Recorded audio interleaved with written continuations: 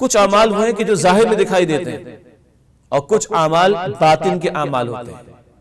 کچھ گناہ ظاہر کے گناہ اعمال میں، ایکشن میں، ان پریکٹس، اور کچھ گناہ باطن کے گناہ نظر نہیں آتے مگر بہت بڑے گناہ ہوتے ہیں. ریاکاری کا گناہ، شوئنگ آف، دکھاوا کرنا، یہ انسان کے باطن کے ساتھ اس کا تعلق ہوتا ہے. احادیث میں اس کو شرک اصغر بھی کہا گیا ہے. ایک شرک اکبر نظر آ رہا ہے کہ بت کے سامنے سجدہ کر رہا ہے، اور ایک شرک اصغر جو نظر نہیں آتا جو انسان کے باطن میں ہوتا ہے، اس کو دکھاوا کہتے ہیں، ریاکاری کہتے ہیں.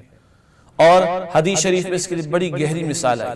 یہ جو شرک اندر کا، یہ انسان کے اندر کوئی آ جائے کہ مجھے لوگ دیکھے تو واہ واہ کریں، میری تعریفیں ہوں، یہ جو ریاکاری ہے نا، دکھاوا، حدیث شریف میں آتا ہے کہ اس کو پہچاننا اتنا ہی مشکل ہے، اس کو پہچاننا اتنا ہی مشکل ہے جیسے اندھیری رات میں کالی چٹان پر کالی چیونٹی کو رینگتے ہوئے دیکھنا مشکل ہے.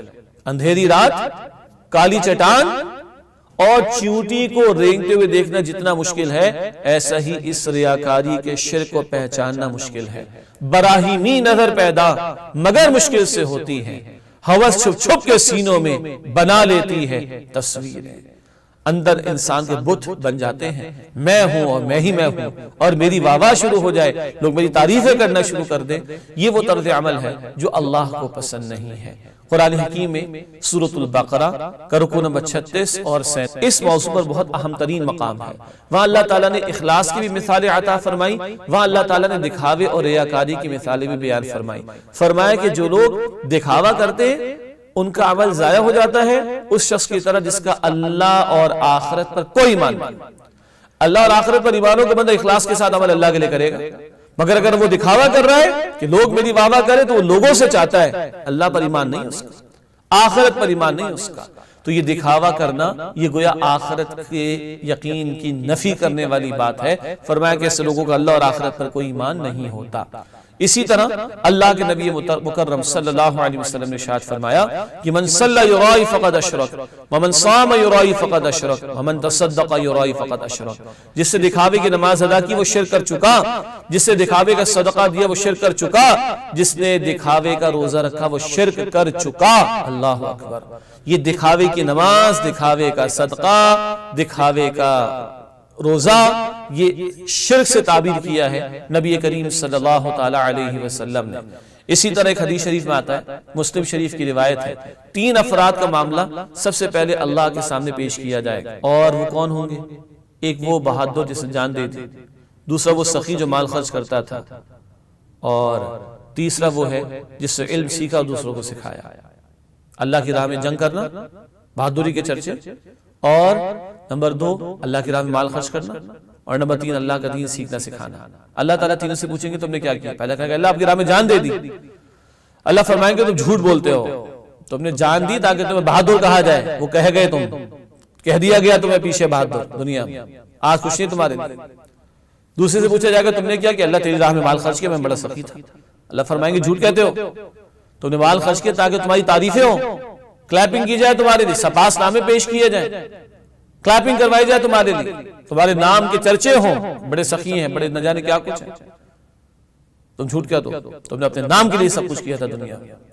اور تیسرا تم نے کیا کیا؟ میں نے دین سیکھا، سکھایا دوسروں کو، بڑی خدمت کی. نہ، اللہ فرمائیں گے تم نے سے سیکھا کہ لوگ تمہیں عالم کہیں، علامہ کہیں، تمہارے علم کے چرچے، تم یہ چاہتے تھے تمہیں علامہ کہا جائے، تمہارے چرچے ہوں، وہ دنیا میں ہو گئے تمہارے چرچے، شہرت مل گئی تمہیں دنیا میں، لوگوں نے واہ واہ کر لی، کلیپنگ کر لی تمہارے لیے.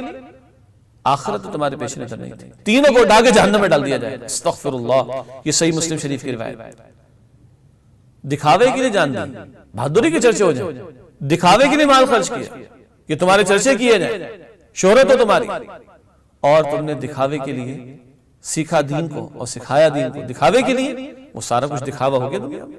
لوگوں کو پتا چل گیا تم بڑے بہادر ہو، بڑے سخی ہو، بڑے صاحب علم ہو، تم نے دنیا چاہی، دنیا تمہیں مل گئی، واہ واہ مل گئی. آخرت تمہارے پیش نظر نہیں تھی، جہنم کی آگ میں ڈالا جائے گا. اللہم اجرنا من النار. اے اللہ ہم سب کے حوالے سے اللہ ہم آپ سے التجا کرتے ہیں کہ آپ ہمیں جہنم کے عذاب سے بچا لیجیے. ناظرین کرام غور کیجئے، آج ہماری محنتیں کس کے لیے ہو رہی ہیں؟